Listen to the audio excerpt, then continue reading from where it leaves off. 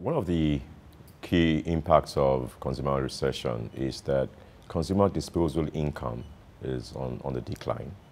And consequently, consumers don't have the capacity to purchase the items and the things that typically they would purchase.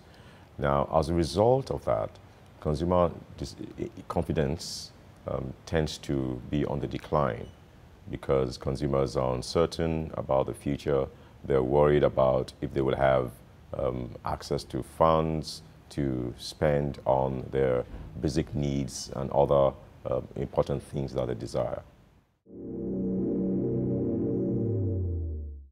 Typically, what happens is consumer confidence declines.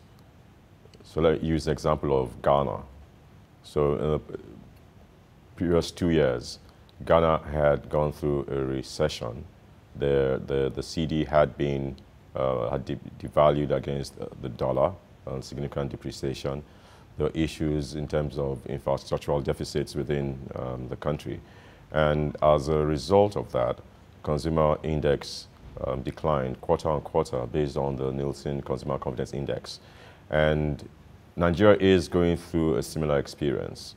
And what we have found out from the Nielsen Consumer Confidence checks is that since the second quarter of 2015, there has been a decline quarter on quarter on consumer confidence.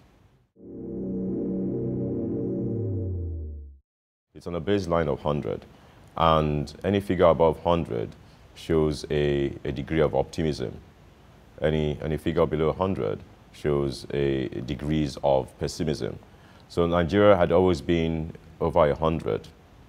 And while it is still over 100, what we have observed, as I said earlier on, is that from the second quarter of 2015, with the onset of the economic challenges, inflation steadily increasing, wages not increasing correspondingly, and therefore consumer disposable income being on the decline, we have found that consumer optimism and therefore the consumer confidence has, since the second quarter of 2015, been on a decline.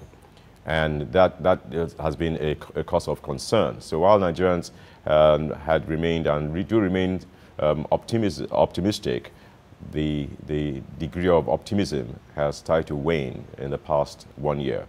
The latest figure from the second quarter gives it at 122, which says there's a certain degree of optimism. But when you compare it to the over 130 that it was a year ago, the fact that it is declining shows concern on the part of the Nigerian consumer, who typically is a very optimistic person. Again, the Consumer Confidence Index that Nielsen captures measures three key parameters.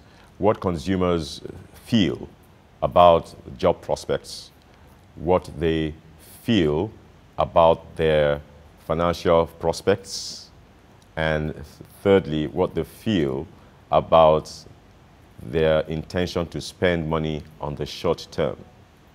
And what we have found out at Nielsen is that on every single parameter, the optimism in those regards are deepening, particularly around the intention to spend on the short term. That has actually declined below 50%, which is a significant drop. What this means is that consumers are increasingly reluctant to spend money.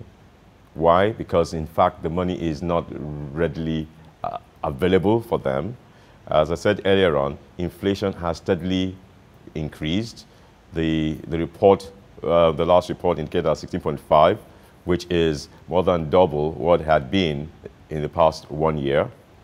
And wages have not increased correspondingly, so their purchasing power has diminished. So they have concerns about the future. They are tending to spend money on only what they consider as the most important items, such as house rent, school fees. And those two, in fact, have also increased in terms of costs. So consumers are rationalizing and reprioritizing what they spend money on. and they're tending to spend less on branded items, on luxury items. One of the things that Nielsen's retail audit has found out, which is linked to this, is that the consumption of fast-moving consumer goods has been on a steady decline since 2015. And that's one of the ways they are rationalizing. Even if they still keep buying certain items, they are buying less of certain items. So they are squeezing what they spend on. For example, if they used to take certain cocoa beverages twice a day, they are considering reducing it to once a day. They're looking at even getting out of certain categories, looking at more affordable categories. So there's rationalization, there's deprioritization, and also a reprioritization of what they spend money on. It is affecting significantly. If you look at the 2015 full year reports of many of the companies that are quoted on the stock exchange, particularly the fast-moving consumer goods, we will see that very few companies had any significant growth in turnover.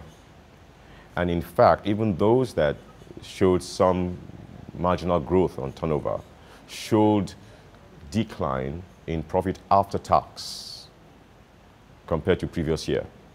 And that trend has persisted from the annual reports for the first quarter and the second quarter of 2016 that have been declared. Challenges in terms of top-line growth, even more challenging in terms of bottom-line growth. Now, what has happened is because consumers are rationalizing what they buy, it's impacting upon the turnover of businesses. Now, on the part of businesses, because consumers are rationalizing and because consumers are not prepared to spend extra money on these branded items, it's a challenge for many companies to increase prices. Consequently, and yet, they're also being hit in terms of input costs. As we know, access to Forex is on a challenge. The Naira has depreciated significantly versus the dollar, and consequently, input costs for manufacturers and many businesses has increased. And yet, they're not able to increase prices correspondingly because consumers will resist.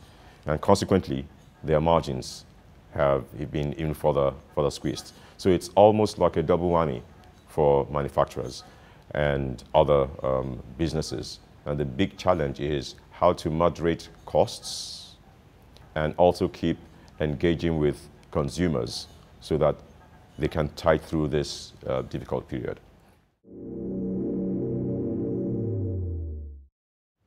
I think one of the key things that needs to be done is a certain measure in terms of stability around economic policies. One of the things that has affected the consumer confidence in Nigeria is uncertainty. Where consumers are not sure about the economic direction, then it impacts upon consumer confidence. And so a key thing is about clarity around the economic direction that the country is going on. And that will come from communicating the direction of the economic policy and what steps are being taken. So one key aspect is for governments to offer clarity in terms of the economic direction, a certain consistency in terms of the policies, and communicating this appropriately to the public at large to raise consumer confidence. The second issue has to be around management of inflation. That's also going to be very, very important. And also spending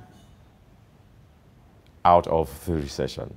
Now, people may have different views about this, but it's really important that consumers begin to have access to money that they can spend. And that's going to be a critical way in terms of raising consumer confidence within the Nigerian terrain at the moment.